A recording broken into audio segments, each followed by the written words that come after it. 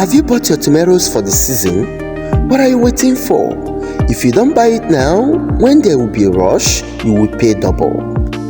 Watch me and see how I process and preserve my tomatoes into a paste, and it will last up to a very long time. Yes, up to 6 months to 1 year, without refrigeration, without additives, and without preservative.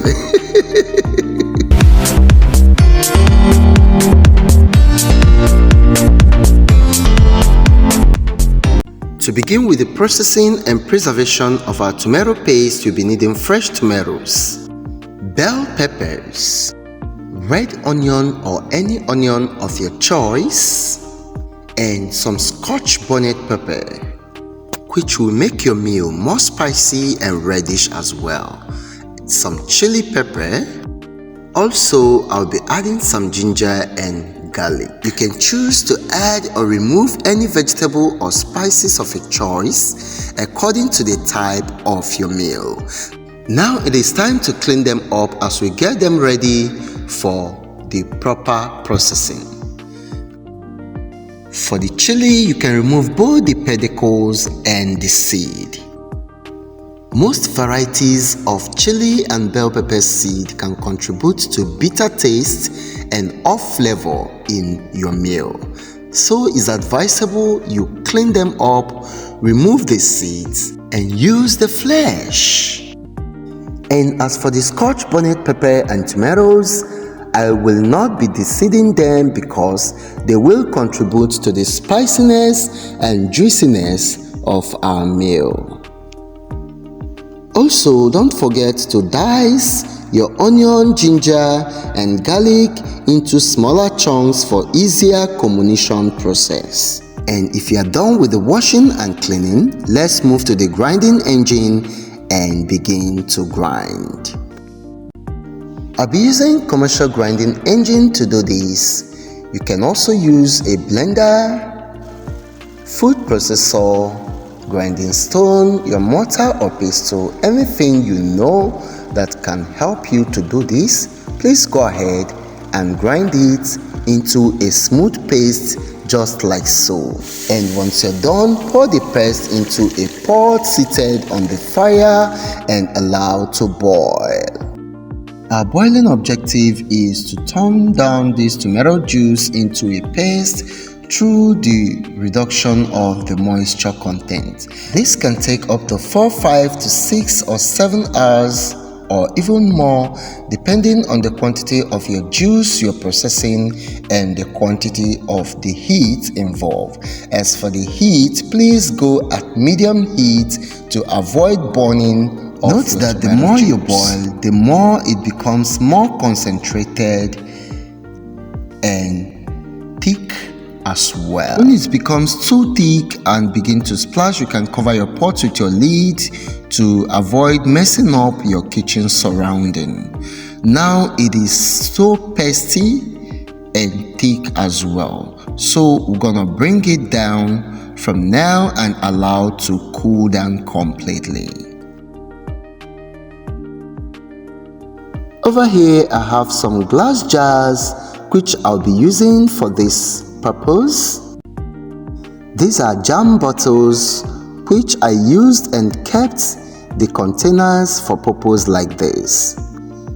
You can also buy some mason jars like this from the market if you don't have this, okay?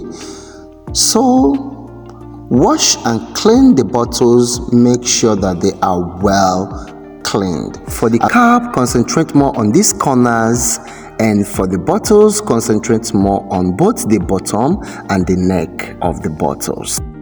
These are places that can harbor germs, dirt or rust, or even stubborn microbes that can spoil your food. So after washing, I'm gonna rinse them properly well and ensure that they are well cleaned. Once I'm done with that, I set them aside. Everything, both my rack, my pickers, my spoon, all is well cleaned, waiting for the next process.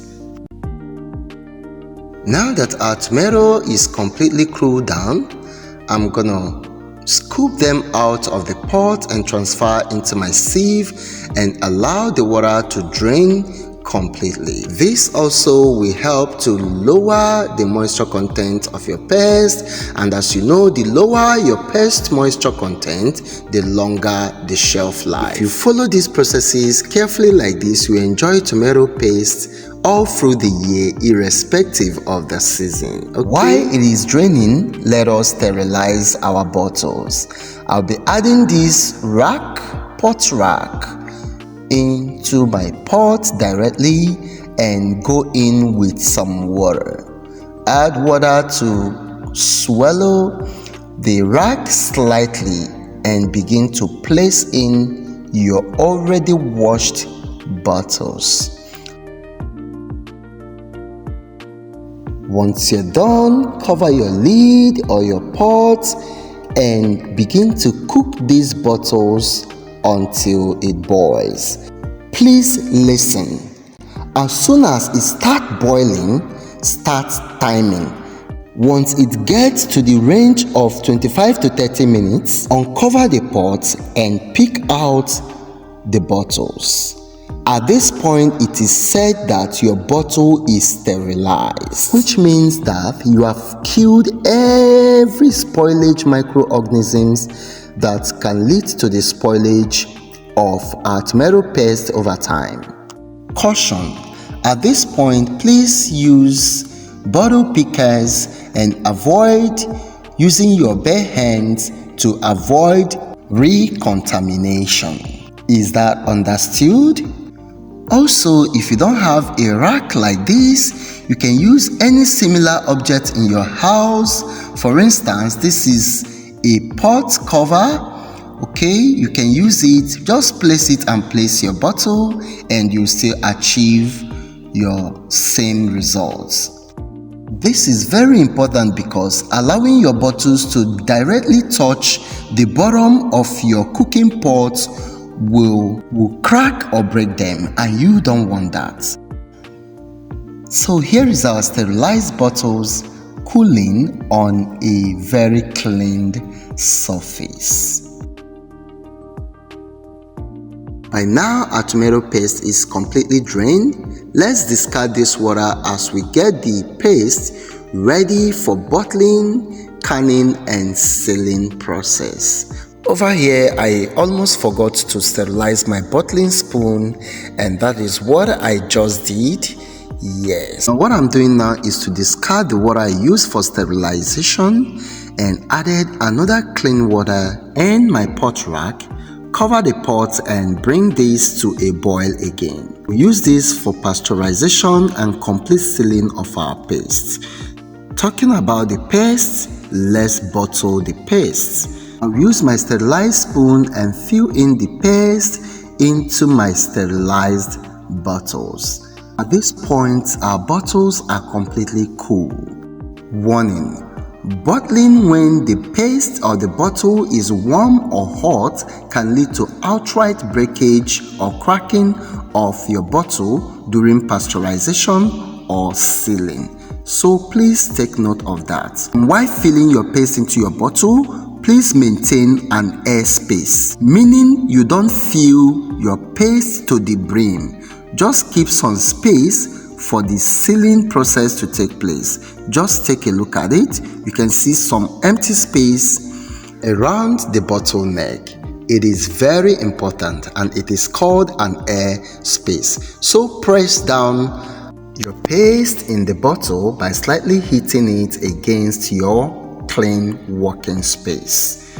After that, begin to cover with your lid. While covering, you must ensure that it is very tight to the bottle, otherwise it will pop open. Anyway, we shall confirm whether it is well tight or not during the sealing process. So my dear people of God, if you are gaining value so far, please can you like this video?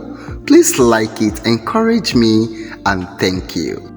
So now that the water is boiling, it's time to pasteurize and seal the tomato paste using the heat process.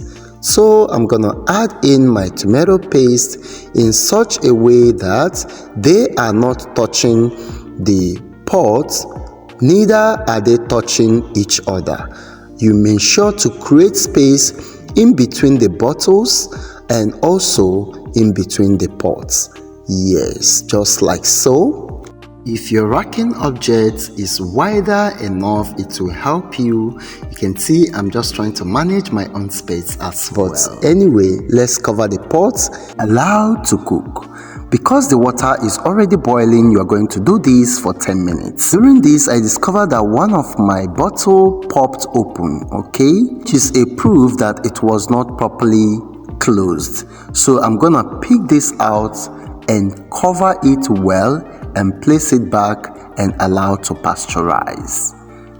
Yes, remember we are maintaining 10 minutes, just about 10 minutes. Now it is 10 minutes. I will carefully pick them out with my picker and allow to cool. Now here is how to check if your bottle is well sealed, well pasteurized or not.